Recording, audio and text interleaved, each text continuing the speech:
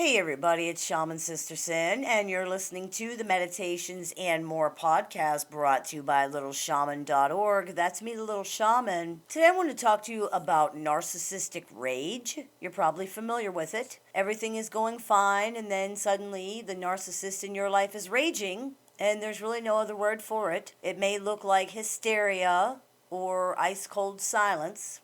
Often it involves the most despicable things being said to other people for no reason anybody can even figure out. Something that would be a regular disagreement with most people becomes World War III with a narcissist. Something that most people wouldn't even notice becomes a horrible crime, an unforgivable misstep in the narcissist's eyes. They go from 0 to 60 almost instantaneously, and they will keep attacking until they've won and beaten their opponent into a retreat. But why? Why do they act like that? This need to punish and hurt others when they are hurt is an example of something called narcissistic rage. Narcissistic rage is the result of narcissistic injury. Narcissistic injury is what it's called when something happens that threatens to disrupt a pathological narcissist's attempts to believe in their false self-image and their false reality. This causes the narcissist extreme discomfort. They fear being exposed more than anything, and they will do anything to prevent that from happening. They rage in a desperate attempt to get the threat to stop. If it persists, they will be forced to confront who they really are, and in their opinion, that is the most disgusting, horrible thing imaginable. Their whole life is an exercise in pretending that's not who they are. They will do almost anything to keep that fiction intact. Now, people often believe that fiction is for them, that the narcissist is comfortable being an awful, manipulative, horrible person and simply creates this fiction in order to fool others.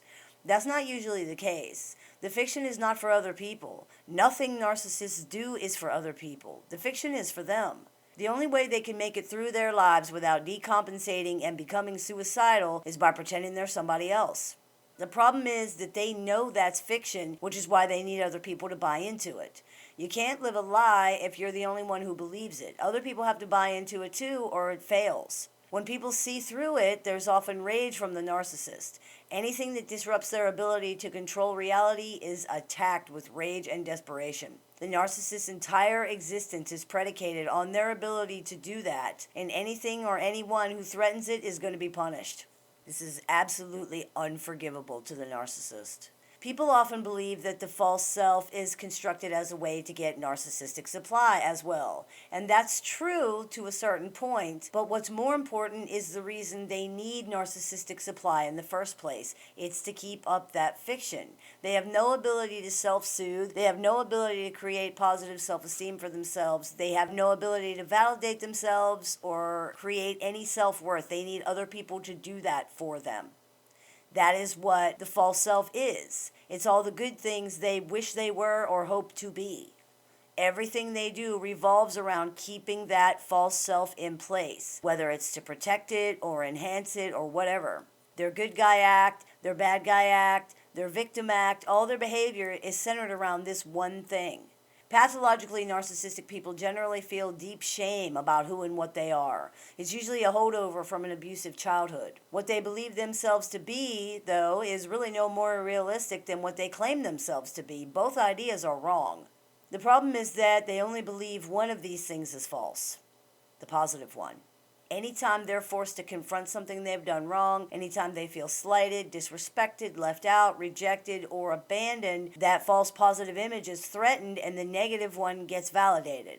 They become engulfed with shame. This throws them into a rage and a panic. Then the projection starts and soon you have a full-blown narcissistic rage tantrum. It's ugly and it's scary. Because of this, if someone doesn't leave the situation, if they stay around, this behavior usually ends up working in the narcissist's favor because they're given what they want in order to stop them from raging. It's no different from giving into a child's tantrum to make them stop crying. The child does not learn to soothe themselves or to accept a loss, and neither does the narcissist.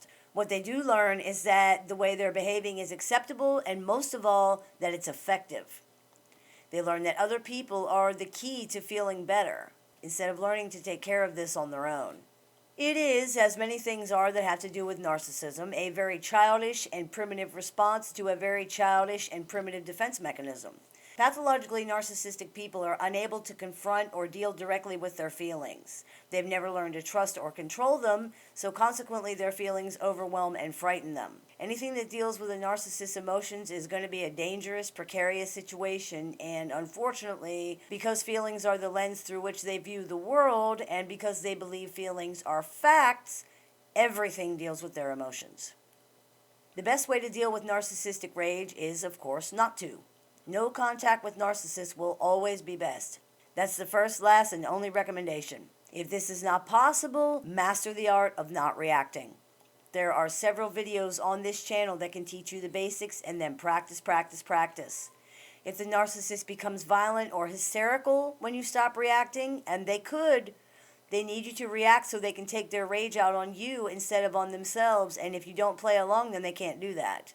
If that happens, you need to call the police or leave the situation. But don't participate in this vicious cycle one more second. Yes, they may become angry if you don't react, but they're going to become angry anyway. Putting up with abuse to try to avoid abuse makes no sense at all. What does that actually accomplish? You're not avoiding what you're trying to avoid. If that's what your situation has turned into, I sincerely hope that you have an escape plan. Hope that clears a few things up for you. As always, I look forward to your comments, questions, and suggestions, so please keep those coming. You've been listening to the Meditations and More podcast brought to you by littleshaman.org. That's me, the Little Shaman. May the Great Spirit bless you and have a wonderful day.